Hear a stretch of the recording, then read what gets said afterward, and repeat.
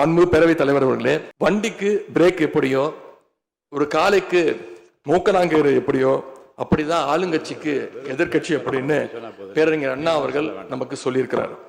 ஆகவே பேரறிஞர் அண்ணா சொன்ன வழியில ஆளுங்கட்சியினுடைய செயல்பாட்டை உற்று நோக்கி உங்களுடைய நிறைகளை குறைகளை சுட்டு காட்டுகின்ற ஒரு ஆக்கப்பூர்வமான எதிர்கட்சியாக நாங்கள் நிச்சயமாக செயல்படுவோம்.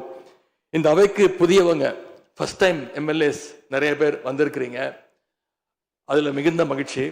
அதே போல ரொம்ப வருடங்களுக்கு பிறகு நிறைய பெண் சட்டமன்ற உறுப்பினர்கள் இங்க இடம்பெற்றிருக்கிறீங்க, அதுல எங்களுக்கு கூடுதல் மகிழ்ச்சி.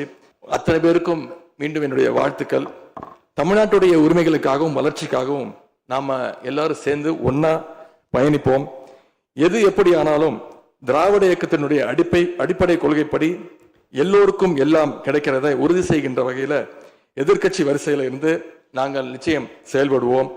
நடந்து முடிந்த தேர்தலில் ஆட்சி அமைப்பதற்கான பெரும்பான்மையை ஆளுங்கட்சிக்கு மக்கள் வழங்காமல் போனாலும் திராவிட முன்னேற்ற கழகத்துடைய தலைமையில் தேர்தலை சந்திச்சு வென்ற தோழமை இயக்க சட்டமன்ற உறுப்பினருடைய ஆதரவோடு ஆட்சி அமைத்திருக்கக்கூடிய புதிய அரசிற்கும் மாண்பு முதலமைச்சர் அவர்களுக்கும் என்னுடைய வாழ்த்துக்களை நான் மீண்டும் தெரிவித்துக் கொள்கின்றேன். மாண்புமிகு பேரவைத் தலைவர் அவர்களுக்கும் பேரவை துணைத் தலைவர் அவர்களுக்கும் என்னுடைய நன்றி.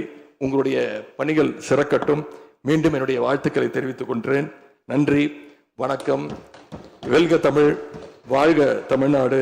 மக்களை பிரிக்கும் சனாதானம் நிச்சயம் ஒழிக்கப்பட வேண்டும். நன்றி, வணக்கம்.